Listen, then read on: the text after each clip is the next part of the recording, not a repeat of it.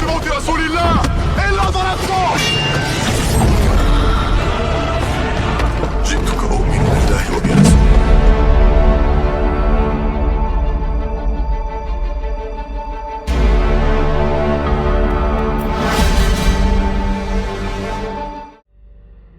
Nah itu dia gitu. Itulah yang diimani oleh umat Islam dan yang dikatakan oleh Tuhan kami gitu. Tuhan kami ini mempunyai sifat mustahil. Kalau sudah maha besar, mustahil maha kecil. Kalau sudah maha suci, mustahil maha najis.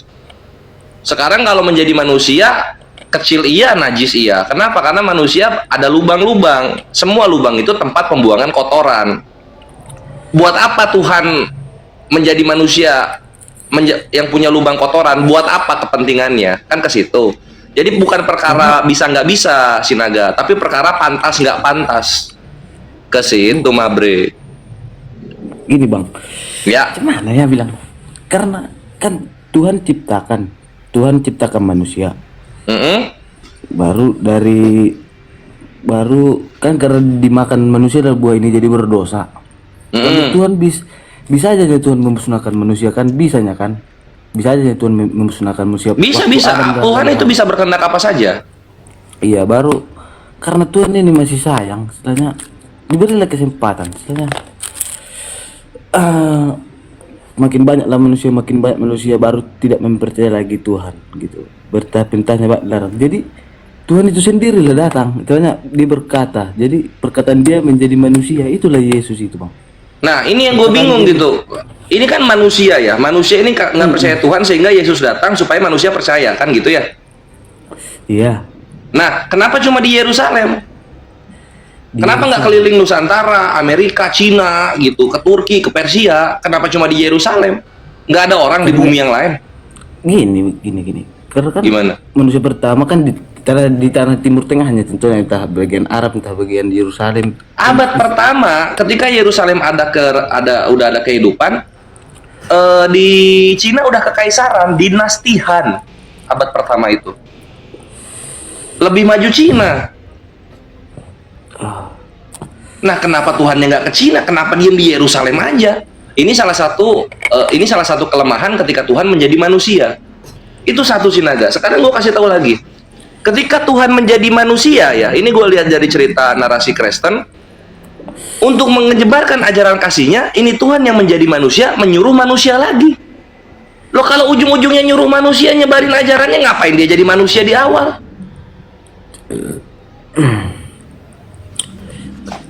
Manusia di awal. Coba dipikir. Dia udah jadi manusia, ya udah dia aja yang keliling dunia gitu kan, menyebarkan saya Tuhan, ini ajaran saya, terima. Kenapa dia? Aduh, waktu saya sudah tidak banyak lagi, sudah saatnya saya ke surga, kamu yang melanjutkan. Jadi nanti orang-orang nyebar ke Cina, ke Persia, ke Brazil, ke Amerika. Woi, ada Tuhan lo turun di Yerusalem lo, gitu. Dia ngajarin ajaran kasih. Nggak kesini dia, nggak. Kenapa? Cuma 3 tahun katanya. Oh, gitu Sinaga. Itu salah satu kelemahan konsep Tuhan menjadi manusia gitu. Bumi gede, jadi manusia 1 titik doang diem.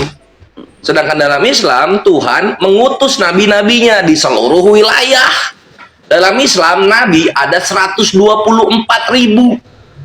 Level di atas Nabi Rasul 313. Sehingga semua manusia itu tahu Tuhan itu ada, Tuhan itu satu. Ikuti perkataannya. Semua nabi pesannya sama. Ini baru konsep yang universal, melingkupi semua manusia. Itu yang sempurna. Gitu. Sampai sini nangkap Sinaga? Nangkap. Oke, saya Mantap. belajar lagi. Nanti kita berbincang lagi Bang ya. Terima kasih. Oh, udah mau turun. Walah. Baru mulai. Yang lain nanya lagi yang lain. Tante Mika kenapa Tante Mika? Oh iya. Aku mau satu pertanyaan aja. Tadi kan Tuhanmu bisa jadi apa aja. Bisa nggak Tuhanmu jadi iblis? Untuk apa? Untuk menyelamatkan iblis dari dosa. Iblis dari dosa. Dia nggak mau Mika, soalnya Mika Tuhannya cuma milih menyelamatkan manusia, bukan malaikat yang berontak. Soalnya Tuhannya cuma sayangnya sama manusia doang.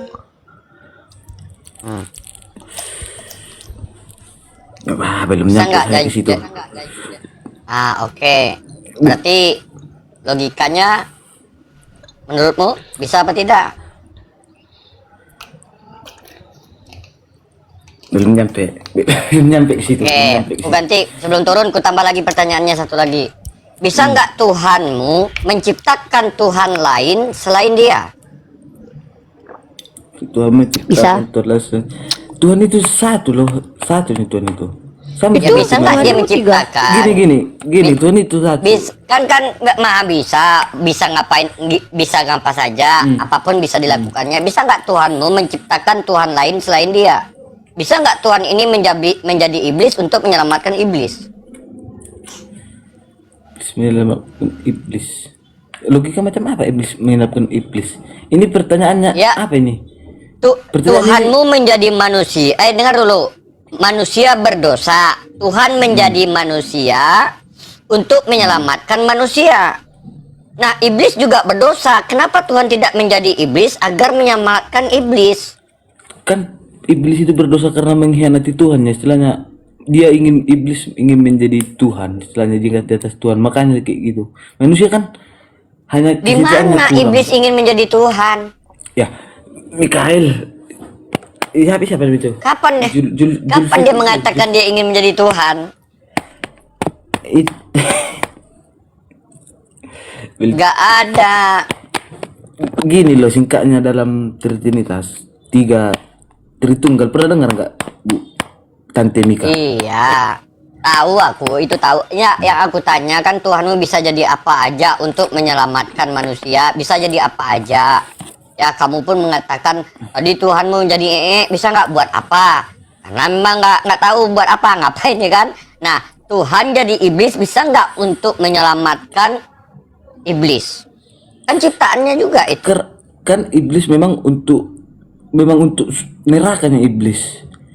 Memang untuk neraka iblis. Ya. Baru jadi nggak ada lain di neraka. Baru kemana ada orang-orang jahat. Berarti Tuhanmu menciptakan iblis untuk di neraka gitu. Aduh, jahat banget nih Tuhan nih. Sama iblis kejam banget. Padahal iblis muji dia loh. Aduh, parah nih Tuhan. Kan Jahat banget nih Tuhan. iblis lah yang berkuasa atas neraka. Jadi sama kalian nggak Wah, ada iblis. iblis diciptakan buat menguasai neraka ternyata. Iya. Saudara, Jadi siapa yang menguasai neraka? Menurut Uniripa. Siapa? seluruh yang alam menguasai? semesta ini yang menguasainya adalah Allah. Masa iblis punya kuasa? Aduh, parah nih. Berarti iblis di neraka nanti, wah, aku adalah raja di sini. Wow. Konsep Aku konsepnya tanya mirip ini. ini ya. Aku tanya Mirip ini. Hades. Jadi Mirip si Mirip ketika Jay sama iblis Hades ya, Jay sama Iya, Hades iya. cocok.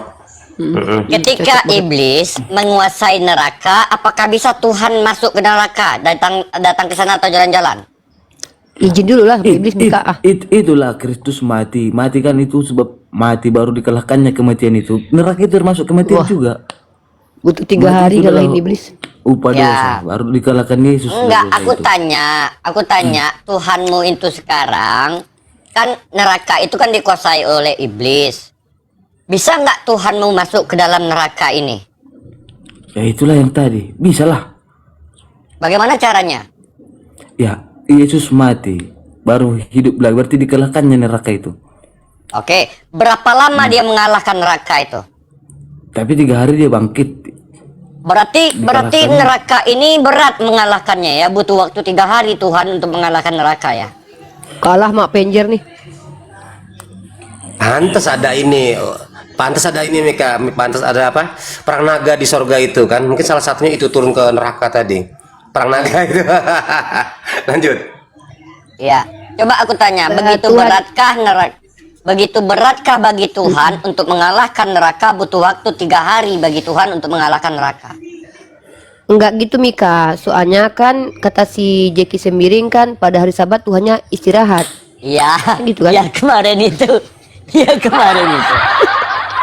Iya. Jadi sebenarnya Tuhannya Kristen ini mengalahkan iblis di neraka itu cuman 1 hari.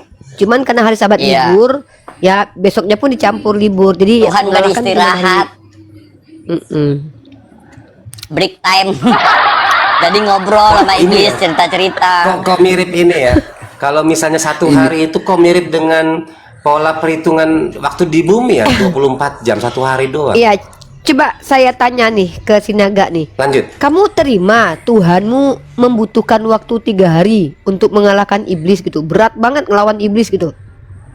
Ya, memang dalam tertulis, caranya Kristus duluannya dihina, kami dihina. Apalah, memang Kristus dihina duluannya. Kan kami dia pun udah Yang biasa. Gitu. kok merasa dihina nih? Saya mau Enggak. tanya, menurut Dihina kamu Tuhan, istilah- Yesus itu 3 hari butuh melawan iblis? Sekuat itukah iblis sehingga Tuhanmu saja butuh waktu 3 hari mengalahkan dia gitu?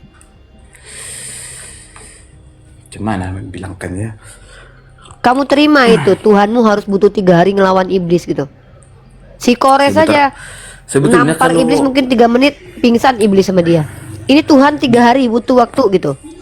Mirip ini ya, Ciat, sedang ciat, Avenger ya, ciat, sedangkan ciat, Thanos. ciat, ciat. Ya kan? Iya juga, Ciat, mirip ciatnya perang 3 Avenger. hari gitu. Ya, jadi Iya. 3 hari dia melawan iblis di neraka itu, di alam maut itu ya. Mungkin hari pertama tonjok-tonjokan, hari kedua tampar-tamparan, hari ketiga mungkin timpuk-timpukan. Ah, menang gua kata Tuhannya kan. Udah gua selesai balik. Butuh 3 hari buat Tuhan melawan iblis. Kuat juga iblis ini ya. Mirip Kekuatan ini dari loh, mana film itu? apa? Film Avenger itu loh gitu kan. Sama perang sama Thanos itu kan. Tapi terserah lah, nggak apa-apa sih kalau memang kamu Ini apa percaya ya Kores Tuhan kasih dari begitu. aja Al-Maidah 17. Memang bahasa apa memang? Itu Tuhannya orang Kristen ini butuh 3 hari buat ngelawan iblis. Bukan 3 hari memang. Kalah iblisnya. Itu udah memang tertuliskan. Memang Katanya Yesus sih kalah. harus mati 3 hari. Tapi dalam gini-gini. Terus kenapa masih ada orang jahat? Hah? Tapi Jadi begini. iblis berkuasa atas orang jahat. Orang jahat berarti iblis sedang menguasainya. Udah Contohnya, dikalahin Yesus katanya.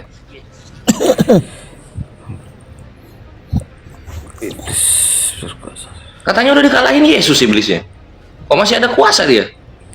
Ah, ini tuh apa? Sampai beres nggak sih gitu loh? Kenapa nggak Memang nggak beres? ada. Memang kalau dibahas sebetulnya tadi nggak ada memang beresnya ini semua. Tapi Ada beres. Lah kalau nggak ada beres yang ngapain ke dunia orang mati Yesusnya? itu untuk membuktikan itu Tuhan dan hidup seperti Yesus. Paham gak sih, Bang? Membuktikan ya yang namanya Tuhan kan ketika berkata maka terjadi gitu kan. Nah ini kenapa nggak berkata aja iblis kamu kalah, tidak ada lagi iblis gitu kan udah beres iblisnya. Ini iblisnya masih ada sampai sekarang. Tapi untuk mengadili orang yang masuk neraka, masuk surga, kalian percaya juga kan surga neraka? Iya cuma iblisnya nggak mati, buat apa dia ke dunia orang mati kalau gitu?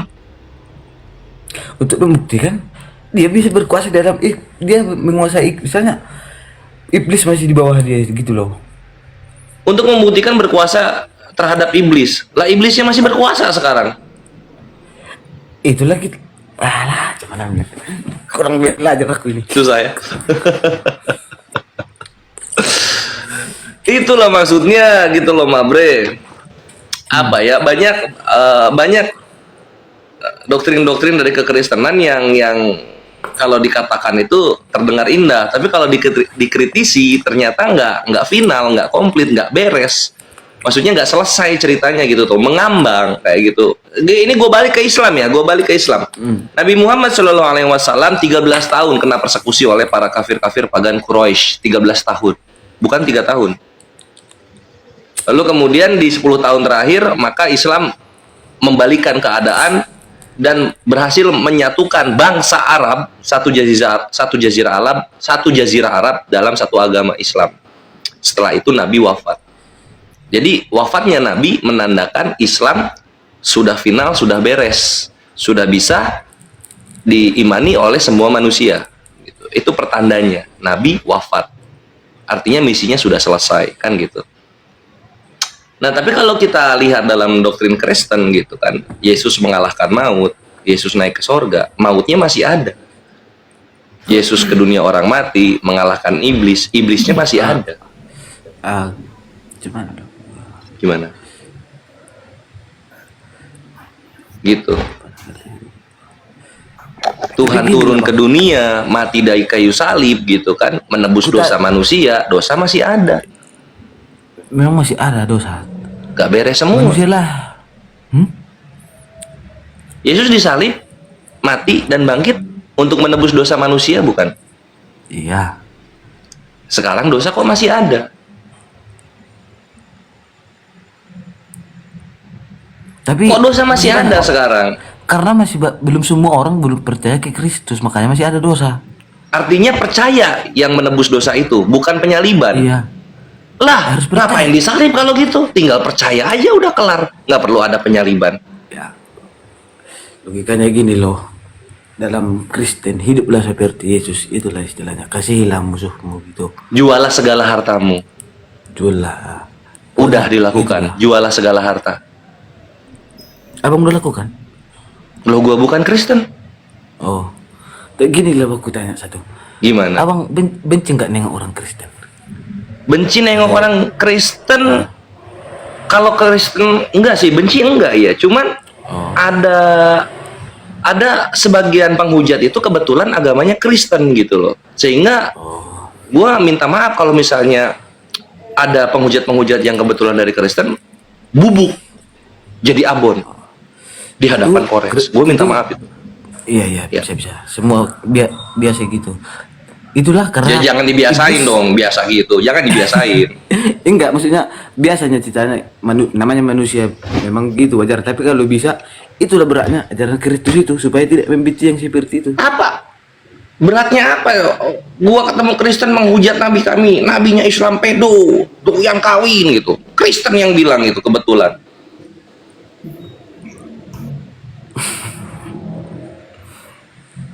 Terdia. Cuma gue bingungnya kayak gini gitu, karena kan apa ya namanya tuh? Kalau nggak salah orang-orang Kristen itu berkata itu dituntun Roh Kudus gitu.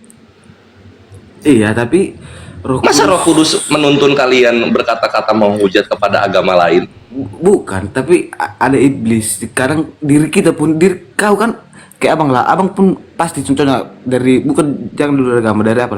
Lawanlah dirimu sendiri dahulu gitu istilahnya. Kayak nafsu abang lah, itu diri abang sendiri. Takluk sama gua.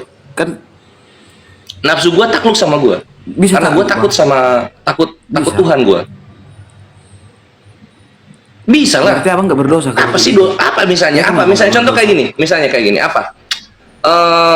Mabok alkohol haram nggak gua lakuin. Takluk tuh diri gua sama gua. Berzina haram nggak gua lakuin. Takluk diri gua sama gua. Apa? Mencuri. Oh, gua nggak mencuri, nggak gua lakuin. Takluk diri gua sama gua. Jadi apakah gua perlu Tuhan turun ke bumi menebus dosa sehingga gua tidak berbuat dosa lagi? Nggak perlu. Karena dengan diri gua yang takut dengan perintah Tuhan, maka gua pun terhindar dari segala dosa-dosa besar. Kayak gini lah. Pernah nggak Apalah? abang contohnya kilap, nggak pernah kilap. Khilaf. Dalam Islam aku nggak tahu kilap, tapi orang Iya, khilaf itu Nggak sadar diri. perbuatan yang kita lakukan secara nggak sadar sehingga merugikan orang lain. Ya pernah lah. gini bang, di itulah kalau abang hilap berarti iblis sedang berkuasa dalam abang. Itulah kilap menurutku istilahnya. Di situ Nah, iya kalau dalam Islam kan konsepnya memang iblis ini akan menggoda manusia sampai hari kiamat. Nggak ada konsep di pertengahan zaman manusia ini iblis ditaklukkan dan kalah, itu nggak ada. Memang iblis itu ditangguhkan sampai akhir zaman menjadi ujian bagi manusia. Itu dalam Islam. Tapi kalau dalam imannya Sinaga, iblis ini ketika Yesus mati, 3 hari dia di dunia orang mati, memusnahkan iblis, bukan memusnahkan istilahnya. mengalahkan iblis. Begini loh. Mengapain?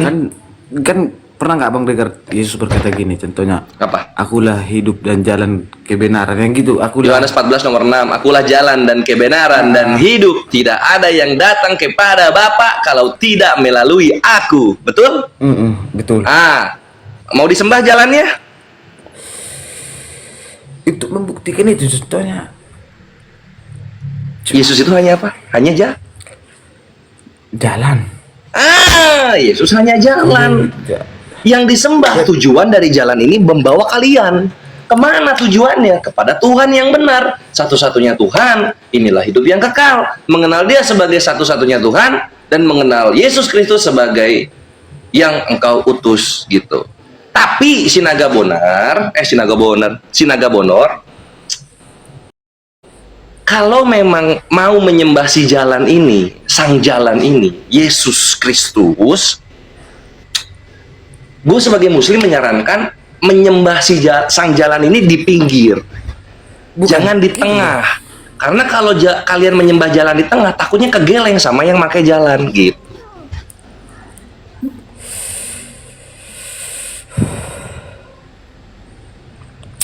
Gini lah, aku tanya lah bang. Boleh tanya yang banyak mah bre. Oke.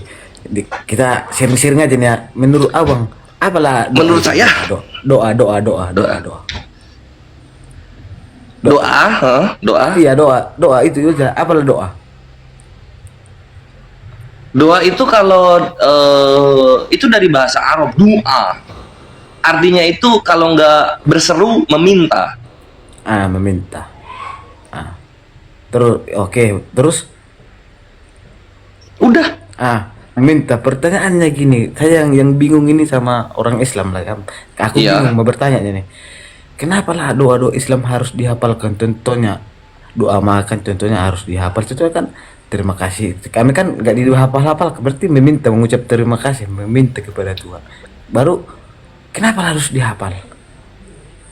Kan doa itu meminta dari hati. Baru ngapain dihafal kalau memintanya? Kan doa meminta untuk Tuhan. Ngapain dihafal? Itunya mau aku tanya. Kenapa lagi dihafal? Oke, mantap pertanyaannya. Doa dalam Islam ada sebagian banyak itu dihafal. Contoh misalnya doa mau makan, doa mau tidur, doa mau masuk kamar mandi, doa mau keluar rumah gitu kan. Banyak kali doa ini. Ini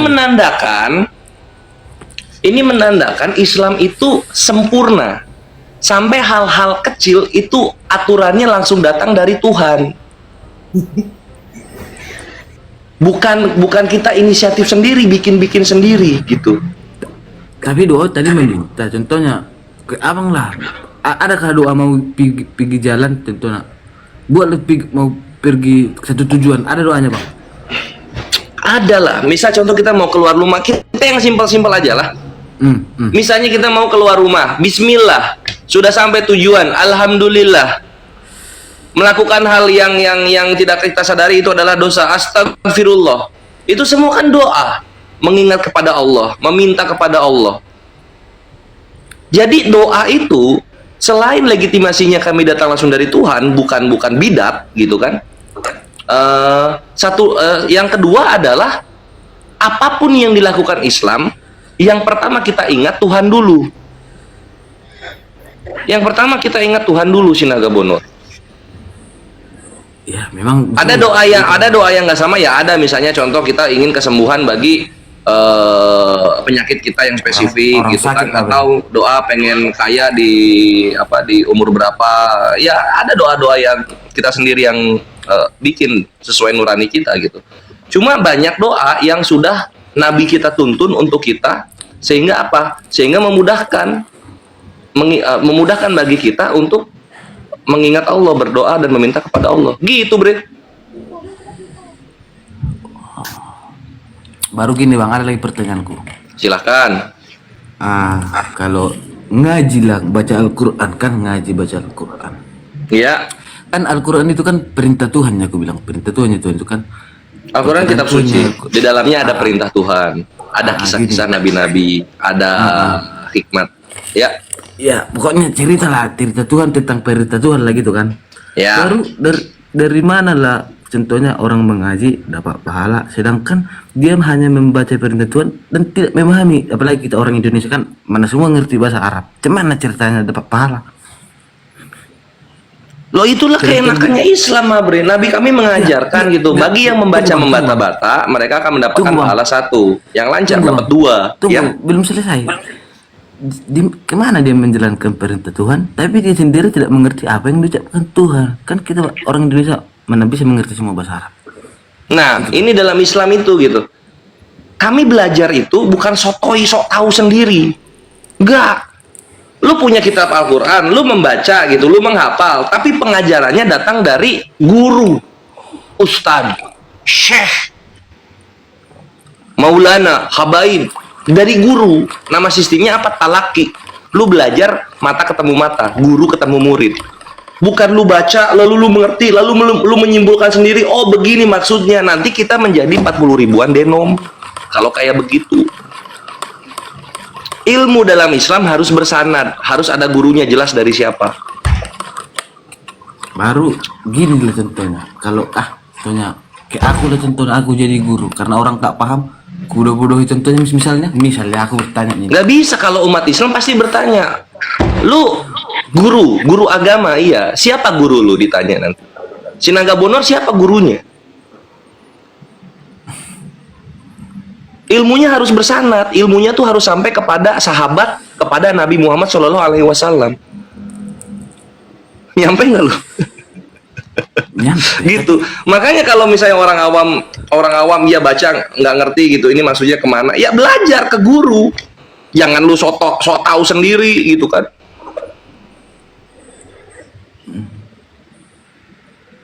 Kalau misalnya sekarang kayak gini misalnya Sinaga, gue balikin ke Bible. Bible lu baca lu paham. Paham Bible, paham. Masih banyak yang nggak Nah, paham. sekarang kalau paham lu paham terjemahannya atau paham bahasa aslinya? Terjemahannya memang. Kami kan Ya kalau gitu semua agama juga paham terjemahan. Bahasa aslinya lu paham nggak? nggak paham. Itu dia. Ada guru yang mengajarkan lu nggak soal bahasa aslinya?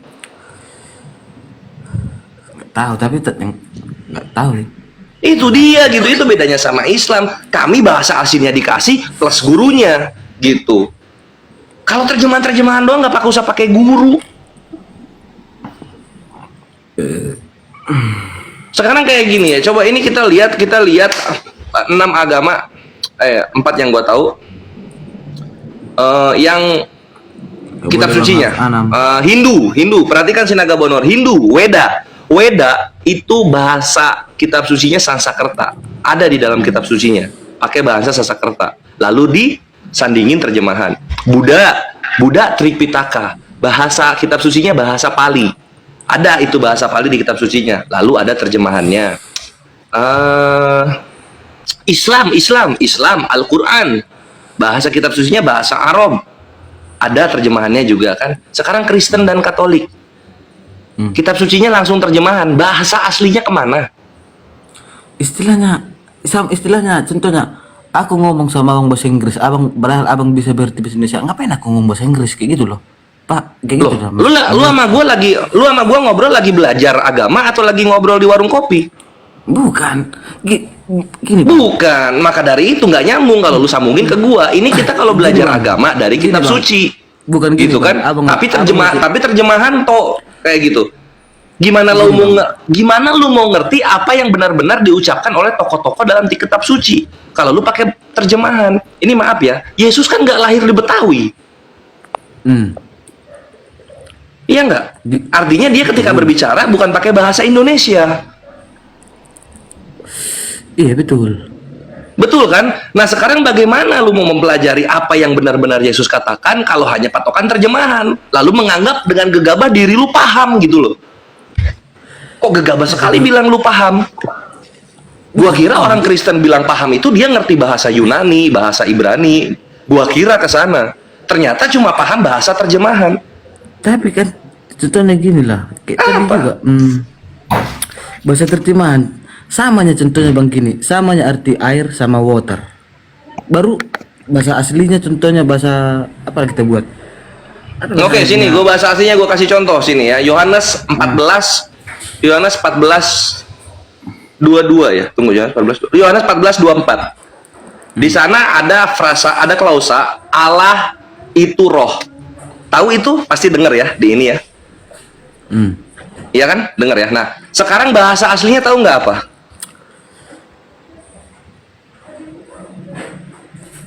Tahu nggak bahasa aslinya? Nggak tahu kan? Gue kasih tahu. Dia bab perjanjian baru pakai bahasa Yunani.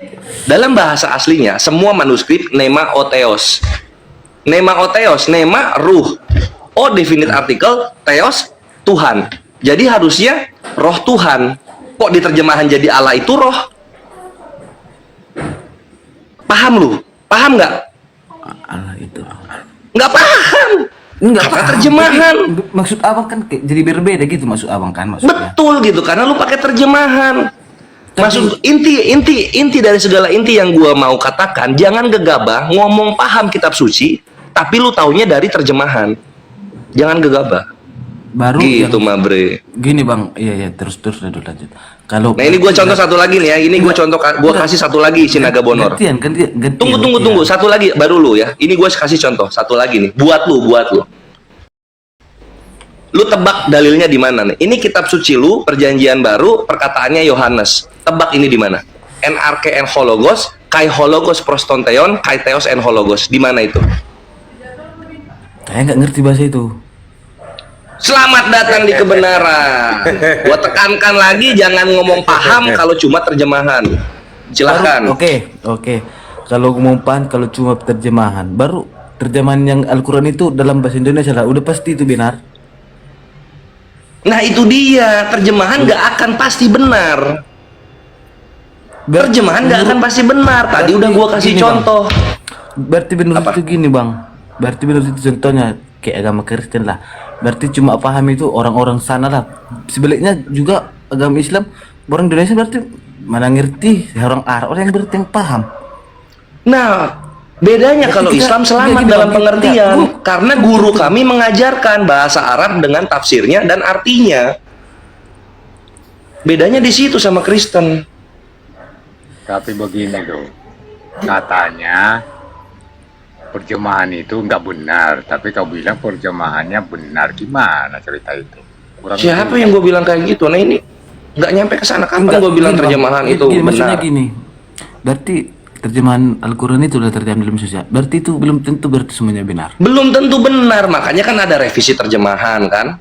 Berarti singkatnya Setiap gini, Bang. ada setiap kita masuk 5 tahun pasti ada revisi terjemahan untuk menyesuaikan kata-kata zaman modern dengan kata-kata klasikal di bahasa aslinya gitu.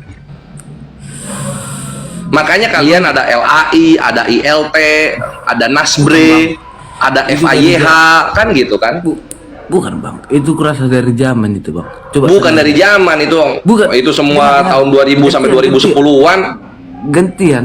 Kayak Apa? banyak bahasa itu banyak muncul. Contohnya kalau dulu, contohnya kawan-kawan sekarang circle kan itu bahasa-bahasa zaman sekarang itu sana. Berarti menurut abang contohnya bahasa itu di upgrade gitu. Kayak sekarang lah, dulu kan kawan-kawan, sekarang muncullah circle. Dulu mana ada circle? Tahun 80 Betul. Iya, itu salah satunya betul. Ini gua kasih contoh yang lebih parah. Ini terkesan provokatif, tapi memang kenyataannya begitu. Nanti kalian lihat di channelnya Kodonditan ada satu terjemahan lama dari Bible gitu kan. Di situ tertulis kontol. Dulu tertulis kontol gitu. Kalau kontol dipakai sekarang di terjemahan ini kan jatuhnya apa? Menghujat jatuhnya kan. Sekarang udah nggak ada lagi itu. Kontol itu kalau nggak salah udah diterjemahin burung sekarang.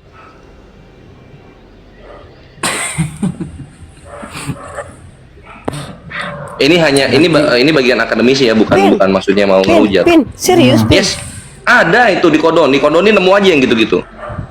di mana ditemukan? Serius, Pin? Ada. Di ayat apa? Ada sama Kayaknya Pak Dan C perjanjian ada lama itu. deh kayaknya. Ada Pak Dan C ada burung terjemahkan lak-lak yang dan mana? kontol kata. Pak Dan C ada tahun berapa itu? 19 berapa itu ya? Ada Pak Dan C ada. Kuntul. Burung kuntul. Ini Tapi ini pakai O burung dia. kuntul. Oh Waduh. dia. Waduh. Parah Parah Coba ada buktinya bang. Aku penasaran. Wah, dia penasaran. Tunggu, coba gue cariin dulu ya. Tunggu. Cari. Jadi gini loh, Bang Sinaga, maksudnya Bang Kores tadi, artinya di dalam memahami kitab suci itu original teksnya itu yang utama, bukan terjemahan. Itu maksudnya Bang Kores ya. Jadi terjemahan itu terkadang banyak kekeliruan. Dan ini juga diakui oleh Bang Aldo seorang Kristiani. Nah, jadi itu ya Bang Sinaga. Artinya bukan hanya terjemahan aja. Lanjut.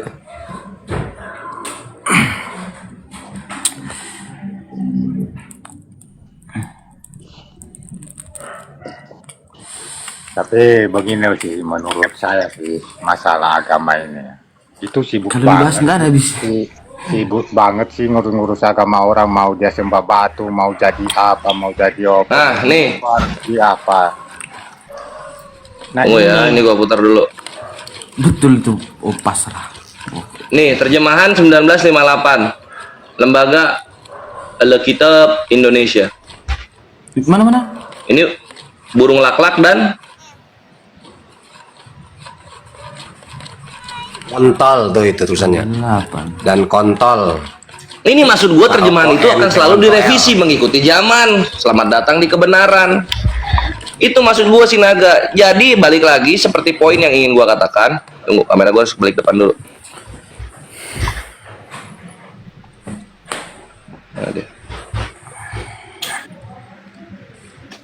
Balik lagi seperti yang gua katakan dan gua tekankan sama lu ya, kalau cuma ngerti terjemahan, jangan ngomong lu paham di depan Islam. Bukan gini Itu, Bre. terjemahan. Contohnya Kalian kenapa bilang kalian wah percuma Islam gitu, pakai bahasa Arab tapi nggak paham gitu. Bahasa Arab. Sesedikit-sedikitnya Islam paham bahasa Arab, jauh berkali-kali lipat lebih banyak daripada Kristen yang paham bahasa Yunani. nggak sama aja nih itu contohnya kayak air. Oh, jauh dong. Bahasa Inggris. Jauh dong. Kalian tiga generasi dari kakek, bapak sampai ke Sinaga Bonor ini, gue yakin keluarga kalian nggak ada yang ngerti bahasa asli kitabnya. Sedangkan kami Muslim yang tahu, kami Muslim walaupun yang paham sedikit, kami tahu Bismillah itu dengan menyebut nama Allah, Ar-Rahman Ar-Rahim itu yang Maha Pengasih lagi Maha Penyayang. Alhamdulillahirabbil alamin, segala puji bagi Allah Tuhan semesta alam. Kami tahu sampai sana. Coba kalian, Yesus berkata, baptislah dalam nama Bapa, Putra dan Roh Kudus. Bahasa Yunaninya apa? Tahu. Itu dia. Tahu tapi betul Ibrani kalau artinya sama ya saat itu juga nih itu ceritanya. Tongnya itu dibilangkan. Jangan Ibrani, ini gua kasih satu. Yohanes 14:24. Nema Hotheos kok terjemahannya jadi Allah itu roh. Nema Hotheos. Ho itu kan sang atau si. Kalau mau itu dalam bahasa Yunani bisa hina, bisa hoti. Dapat dari mana kata itunya? Kalau mau adalah pakai estin, apa kata verb, aduh lupa gue, jadi lupa gue. Pakai estin, kata kerja ganti ketiga.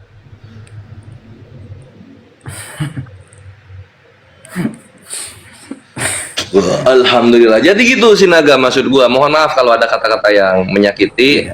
Tapi banyak poin-poin yang ingin gue ajarkan, yang ingin gue jelaskan kepada lu supaya lu mengerti gitu, supaya lu ke-trigger untuk mencari kebenaran yang lebih tinggi. Toh ujung-ujungnya kita manusia kan mati gitu kan. Toh ujung-ujungnya kita manusia mengharapkan segala perbuatan kita yang ada di bumi ini terbalaskan nanti di akhirat gitu. Sungguh sangat menyesal lah seorang manusia ketika dia masuk ke dalam neraka yang paling hina selama-lamanya. Gitu sih Naga. Itulah dari gua yang bisa gua sampaikan. Oh, masih mau lanjut apa-apa? Enggak, dari kan aku hidup contohnya dari kawan-kawanku pernah bilang di Islam itu contohnya neraka jahanam tingkat tertinggi gitu kan. Baru tingkat 7, baru dibahas di tingkat 7 bisa dari neraka bisa ke surga. Betul nih itu? Betul banget. Selama lu punya iman sebesar biji zarah sebagai muslim. Kalau lu kafir, no mercy. Bisa udah masuk neraka, bisa lagi masuk surga, udah mati. Bisa. Iya, karena iman Islam itu membuat kita tidak takluk kepada neraka.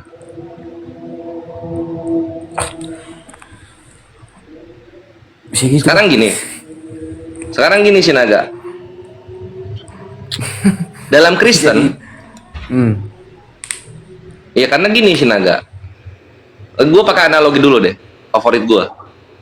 Lu kalau misalnya habis dari luar main futsal, baju lu keringetan, itu baju lu langsung taruh lemari pas nyampe rumah?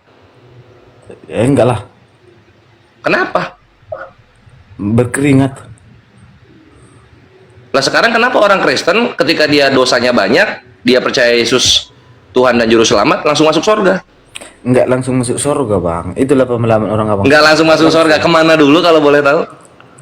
Kan kita harus meyakini dulu, menjalankan hidup seperti Kristus dulu.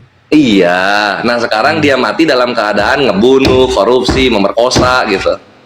Kemana dia? Ya tetap jatuh ke dalam dosa. Kalau kayak betul neraka juga sih istilahnya. Ke neraka, ke neraka. Tapi dia percaya Yesus Tuhan, nggak selamat ya? Misalnya bisa aja nih dibilang aku percaya ini, tapi kelukan gak sesuai, sama juga bohong itu. Oke, jadi masuk neraka, dia kekal di neraka walaupun dia percaya Yesus Tuhan dan mati di kayu salib. Aku nggak Jangan tahu. jiplak, jangan jiplak Islam, Belum pernah. jangan jiplak Islam, lu Belum jawab. pernah. Nggak tahu aku belum pernah. Nggak tahu, belum pernah. Tuhan lu nggak menjelaskan berarti bagaimana konsepnya. Situ enggak yang ditulis penghakiman setelah. Nggak ditulis sama, inilah, ini salah satu Yang kelemahan ku tahu, Tuhan menjadi belum manusia gitu. Kurang tahu, itu yang ku tahu. Iya, itulah maksud gua. Terus ini Tuhan ketika dia di bumi ini ngajarin apa aja gitu loh. Kan gitu jatuhnya. Kasih bagian kehidupan setelah kematian enggak.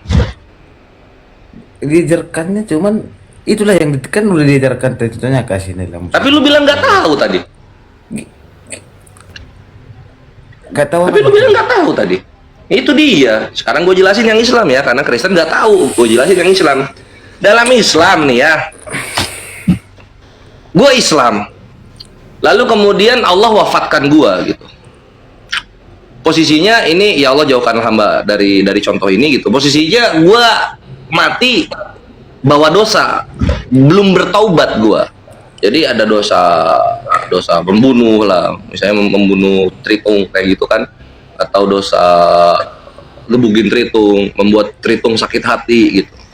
Mati gua, belum bertaubat gitu. Gua ada dosa nih. Menurut lu pantas nggak gua langsung ke surga? Ada dosa? Bukan menurut kita semua memang nggak pantas kalau berdosa. Nggak pantas kan? Artinya nih dosa harus hilang dulu baru gua layak ke surga kan gitu. Iya.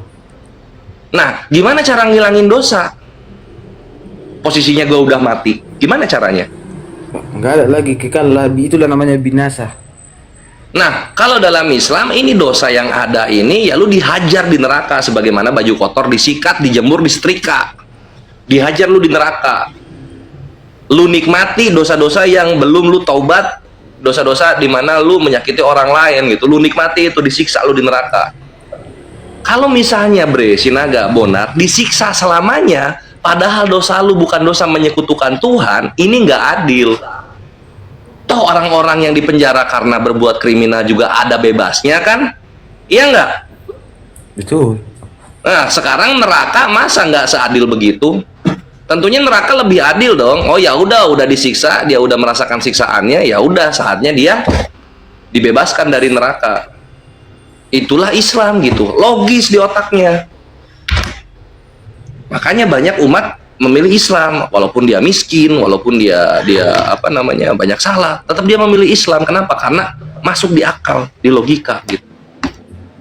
Ya lu coba bayangin, lu ada dosa, masih ada dosa, belum dibersihin dosanya masuk surga, najis dong surganya. Belum ketemu sama korban-korban di mana lu berbuat dosa, yang lu maling, yang lu pukulin gitu kan, yang lu kata-katain, kata lo, lu di surga bre? Iya gue di surga. Kan lu ngata-ngatain gue, ya nggak tahu. Gue di surga aja ini enak, wah nggak adil nih, nggak suka gue kayak gini, kan gitu jatuhnya.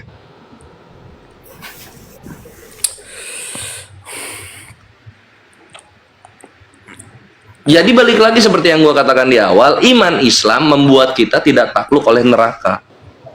Selamat datang di kebenaran, gitu. Tapi, Waduh, aduh itu kalau di counter aduh gitu. Mau nanya jangan dulu aduh. Itu kalau kayak gitu artinya lu mau nanya, otak lu udah ngejawab sendiri gitu ya. bukan ini apa harus hati-hati gitu ya. Enggak apa-apa, saya aman-aman, silahkan.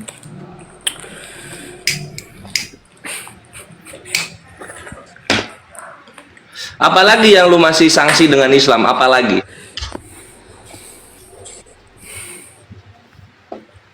Ya itulah. Tapi lu di Kristennya aja jarang-jarang ibadah, apa kabar di Islam ya? Apa kabar di Islam? Memang jarang, tapi aku tidak percaya. Soalnya Kalau di Islam percaya doang nggak cukup, lu harus ngebuktiin. Itulah yang apa bilang tadi. Kayak gitulah juga lah sama Yesus, percaya doang tapi perilaku nggak membuktikan. Kayak gitu juga nih tadi. Ya perilakunya kan cuma berbuat baik sama orang lain. Itu buat gue gampang banget berbuat baik sama orang lain. Udah Ya, pengemis, kasih sama- makan. Gini bang, konsepnya gini. Berbuat baik sama orang lain apa susahnya sih? Enggak. Ya apa susahnya? Enggak gini. Kalau Apa dong? begal sama begal berkawannya itu, tapi begal sama korban bermusuhan. Harus bisa lah korban mengasihani begal ini. Kayak gitu lah susahnya. Itulah makanya gue ini ada ide gimana kalau hukum pidana di Indonesia untuk orang Kristen diganti sama hukum kasih. Sehingga apa? Negara membantu orang-orang Kristen menjadi Kristen, menjadi lebih Kristen gitu loh. Itu susah. Nggak bisa, ada negara. Iya, negara ini ya seperti kita tahu sendiri. Iya kan enak ya kalau misalnya negara membantu Kristen menggunakan hukum kasih gitu kan. Iya nggak enak nggak? Jadi ketika Kristen kemalingan ngadu ke polisi, nah polisinya nanti bukan nyari barang yang dimaling, tapi polisinya bawa lu ke konseling gitu kan. Sabar Pak, ampunilah dia, berdoalah untuk kebaikan dia. Siapa tahu motornya Bapak lebih layak dia yang pakai daripada Bapak, kan gitu. Nanti dia ya gimana? Sebetulnya memang kalau menurut Tuhan harus bisa seperti itu. Iya harus bisa, makanya negara kalau misalnya negara berperan aktif membantu Kristen seperti itu kan lebih bagus tuh, iya nggak? Misalnya ada keluarga Kristen gitu kan, kepala rumah tangganya dibunuh, lalu keluarga Kristen ini mengadu kepada polisi, Pak, ayah kami dibunuh gitu kan. Nanti dari pihak kepolisian, oke masuk Bu, kita ke bimbingan konseling gitu, karena sudah diganti hukum pidananya dengan hukum kasih untuk kawan-kawan Kristen. Bapak, Ibu, anak-anak, adik-adik, Ibu sabar, ampunilah orang yang membunuh ayah kalian. Ya memang kalau bisa kayak gitu. Itu istilahnya kalau dalam Islam kok takdir namanya. Waduh bukan, kalau dalam Islam nggak begitu lah bre. Kalau dalam Islam ada kisos namanya. Apa takdir itu bang? Takdir. Kalau takdir itu ketetapan Tuhan. Tuhan sudah menetapkan seperti itu, maka itulah yang terjadi gitu. Itulah tak mungkinnya takdirnya seperti itu. Tapi dalam Islam juga ketetapan Tuhan tuh nggak sesimpel itu. Ketetapan Tuhan, bukan ketetapan ya jatuhnya. Tuhan juga menetapkan syariat gitu. Nah ini yang nggak dimiliki Kristen. Syariat Islam melindungi hak-hak dari korban kezoliman. Kalau hukum kasih mikirin pelakunya toh, kalau hukum syariat Islam itu mikirin sama korbannya juga. Jadi korban mempunyai hak mendapatkan keadilan dari apa yang dia dari kerugian yang dia rasakan. Itu dalam Islam.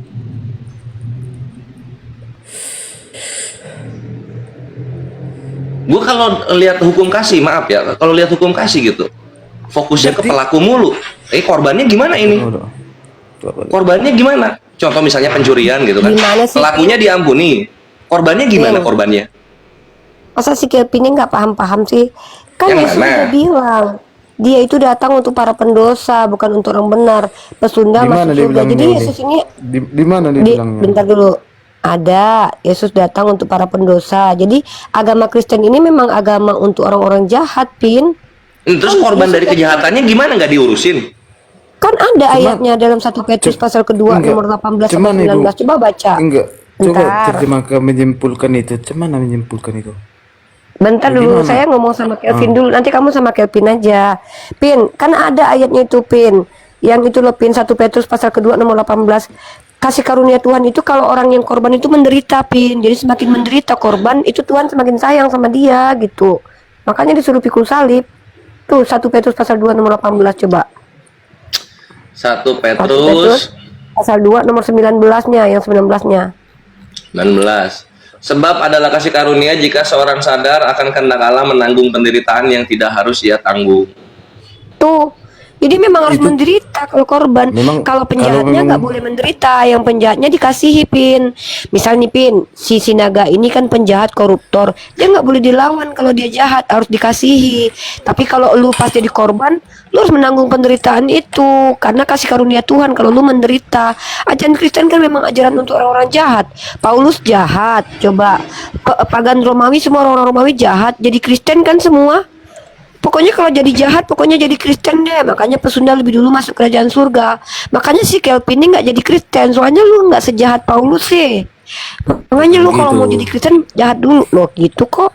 Kan Yesus bilang, aku datang untuk orang-orang berdosa, bukan untuk orang benar. Mana sih?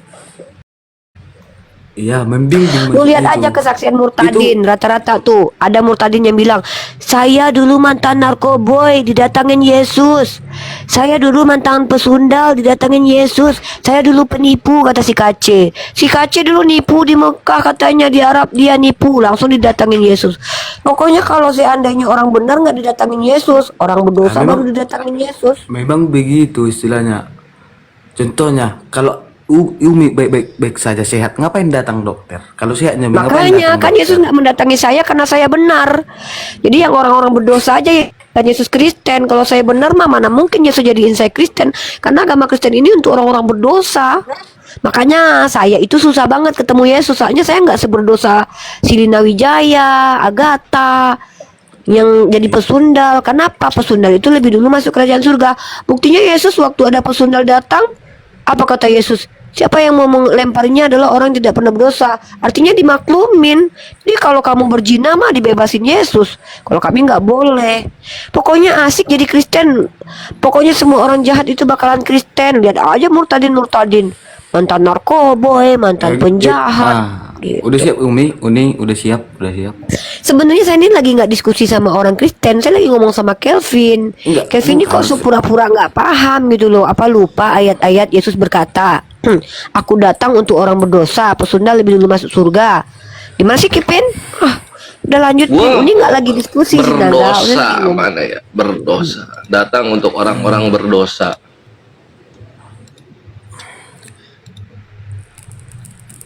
Matius kan itu? Ya nih ayatnya, bentar. Oh, Matius 9:13. Aku datang bukan untuk memanggil orang benar, melainkan orang berdosa, gitu ya. Bahkan kalau jadi Kristen aja kita harus membenci keluarga. Emang Kristen ini agama untuk orang-orang jahat, Pin. Kalau korbannya nggak boleh ngelawan, Pin. Contoh tuh, jangan melawan orang yang jahat kepadamu. Kalau kau ditampar pipi kiri kasih kanan. Si naga ini kalau mamanya ditampar nggak boleh lawan loh. Itulah pemahaman Uni ini. Loh, coba saya tanya. Itu kan ketika pemahaman Yesus Uni berkata, kan. Bukan pemahaman saya, itu tertulis. Jangan melawan orang yang jahat kepadamu, kata Yesus. Sekarang saya tanya, boleh nggak ngelawan kalau ibumu ditampar di samping kamu? Kalau secara manusia memang tak boleh, tapi menurut Tuhan itu tak Loh, boleh memang. ajaran ini sebenarnya ajaran untuk manusia atau ajaran untuk hantu sih? Katanya secara manusiawi nggak bisa. Tapi ajaran ini untuk manusia. Berarti ini ajaran nggak bisa dilakukan lah. Ngapain diajarin kalau nggak bisa dilakuin? Gimana sih? Itulah beratnya mengikuti Yesus Uni, biar mengerti Uni. Nah, berarti mengikut Yesus ini berat, betul? Betul. Kalau memang kalian berat, ngapain Yesus mati buat kalian? Tuh kalian disiksa juga sama Yesus. Aneh aja. Ya sudah mati buat kalian, tahu-tahu dia suruh nyiksa diri kalian lagi, pikul salib. Kalau gitu ngapain dia mati? Ya Allah. Itulah susahnya. Makanya kami nggak mau jadi Kristen, susah banget. Udahlah di dunia menderita, surganya nggak punya apa-apa. Nggak enak jadi Kristen itu. Enggak, aku tanya satu aja pertanyaan. Kenapa Yesus itu buat Selamat, ini gua mau closing dulu. Kristen? Oh ya. Closing dulu dikit. Selamat datang di kebenaran. Demikianlah